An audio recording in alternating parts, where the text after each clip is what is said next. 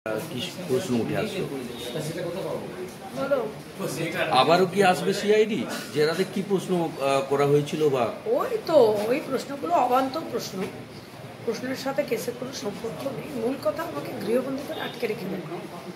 Supreme কোর্টে গিয়ে বলছে যে বেঙ্গলে ঢুকতে দেওয়া যাবে না, যদি নমিনেশন করে দিল্লিতে এসে বসে থাকবে, আর এখানে এসে আমাকে গৃহবন্দী করে রেখে দিচ্ছে। উদ্দেশ্য একটাই, ভারতী ঘোষ যেন প্রচারটা না করে, এটাই হচ্ছে মূল কথা। কালকে কেশপুরে গেছিলাম, সব দোকানপাট বন্ধ করে দিল, সব ছেলে মেয়েদের তাড়িয়ে দিল আমাদের চোখের সামনে, মহিলাদের ভয় দেখালো, সবই তো দেখলাম, রেকর্ডও হয়েছে।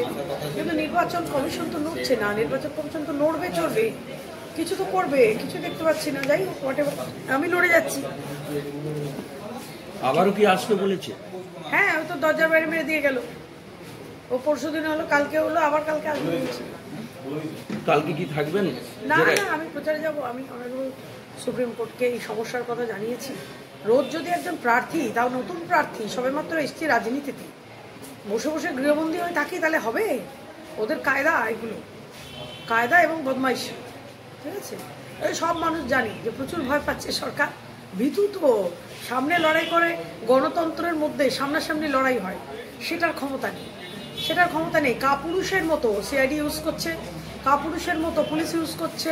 আচ্ছা, বাড়ি বাড়ি গিয়ে ভয় দেখাচ্ছে, আমার আশেপাশের বাড়িতে ঢুকে বলেছে যেখানে সাপোর্ট করছেন, এগুলো করে বেড়াচ্ছে। কি মনে করছেন, প্রচারে বেরোলে কি আবার ওই কেশপুরের মতো ঘটনা ঘটতে পারে? মানে দোকানপাট বন্ধ করে দিতে পারে? যদি কেশপুরে এরকম ঘটনা ঘটে, তাহলে ভারতী ঘোষ কেশপুরের মধ্যে গিয়ে থাকতে আরম্ভ করবে। আমি না ওদের ভয় পাই, না ওদের কেয়ার করি, ঠিক আছে?